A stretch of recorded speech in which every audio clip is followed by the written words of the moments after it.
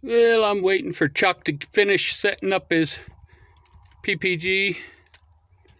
And tonight we're going to do the first annual, which I guess that means it's nothing. It's just a candy drop.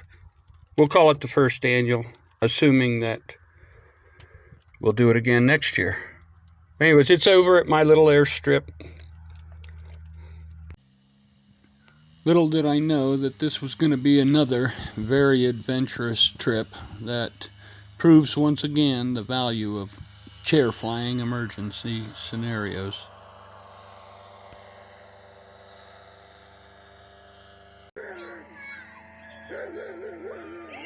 Here comes the candy man.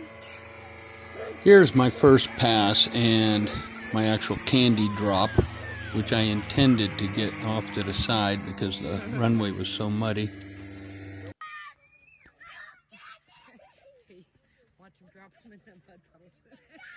This is how we say Happy Halloween trick or treat. This is just another view of the first candy drop pass.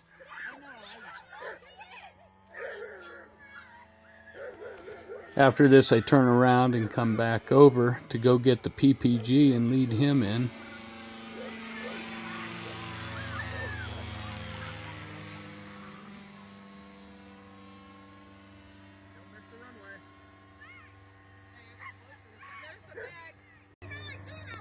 And my grandson, Aiden, got to catch the bag. Get the bag, Aiden. Woohoo! Now I'm heading back east, and all I have to offer is a wing wave, having dropped all my candy. But I know the PPG, my friend Chuck, he's got a bag of candy, so I'm going to go get him and lead him in. He was actually so high that I almost missed him, and he was so high he couldn't even find my airstrip, even after watching me dive down right over it. And in the next little video, you'll see them looking for the PPG, and about that time my exhaust blows off my engine, reducing my throttle to about 56, or my RPM to 5,600, and barely can climb away from the trees, like very barely. The far end of my runway is 70-foot trees on climbing terrain, slightly climbing. So you're really close to the trees, and right about now my exhaust blows right off my flange and my RPM drops immediately to 5,600. And luckily I chair fly a lot, and I immediately went nose down, leveled the wings, looked for a place to land.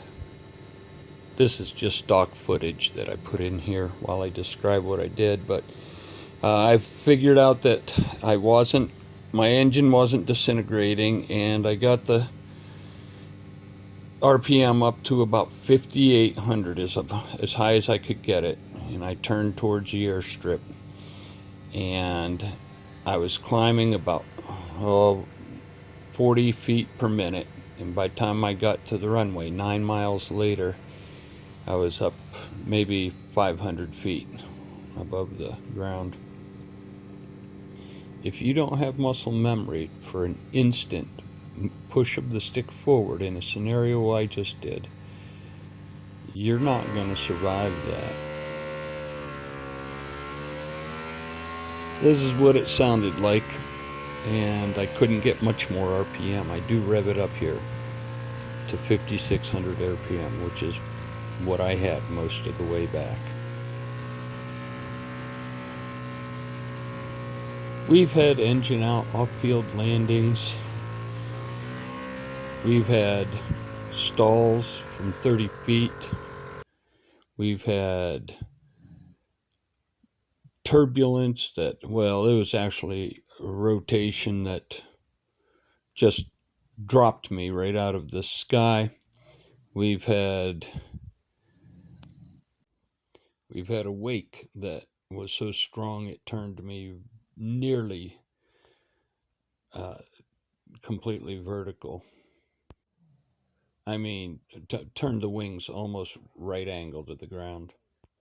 I can't overemphasize chair flying emergency scenarios to the point of muscle memory. Want to, but every time you're up here, it'd be nice at my house to get up here and blowing 15 mile an hour. Yep. So you really can't. I said what he needs the